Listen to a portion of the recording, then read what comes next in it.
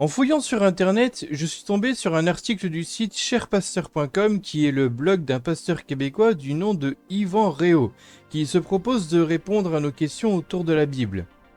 Le sujet et le titre de l'article: Que penser des camps de nudistes chrétiens? Oui, ça existe. Ce qui montre déjà que la réponse peut être nuancée. Je vous fais un résumé rapide. Il divise sa réponse en deux périodes bibliques. Avant la chute d'Adam et Ève, donc le moment où ils ont péché en mangeant le fruit de la connaissance, et après. Ce qui est curieux, c'est qu'il est bien conscient que Dieu semble changer d'avis ou du moins se contredire sur la nudité d'Adam et Ève. Il cite d'abord ces versets d'avant la chute.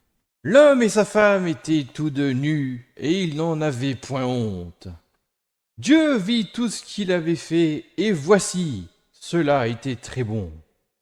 L'auteur l'affirme lui-même à ce stade-là, il n'y avait donc rien de mal en soi d'être nu. Et Dieu lui-même, qui les a créés ainsi, était OK avec ça. Pourtant, c'est bel et bien en mangeant le fameux fruit de la connaissance du bien et du mal que la donne change. Puisqu'il se mit à avoir honte à ce moment-là, ça veut donc dire que tout d'un coup, il serait mal d'être à poil. Et Dieu va dans leur sens à ce moment-là. Il aurait pu leur dire qu'ils avaient le droit d'être nus. Mais alors pourquoi le fruit logiquement créé par Dieu leur donne cette révélation? Mais non, au contraire, Dieu leur donne des vêtements en peau de bête. Il y a donc bel et bien un moment où il a changé d'avis sur la question, lui qui connaît pourtant tout ce qui va se passer dans le futur.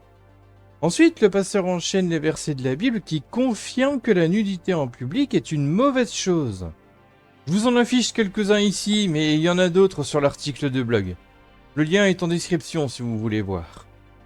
Donc, il a conscience de la différence de point de vue avant et après la chute. Mais il ne la commande pas. Il ne cherche aucune explication à ça, il se contente juste de le constater et donc de se conformer aux nombreux versets condamnant la nudité comme s'il n'y avait aucun problème.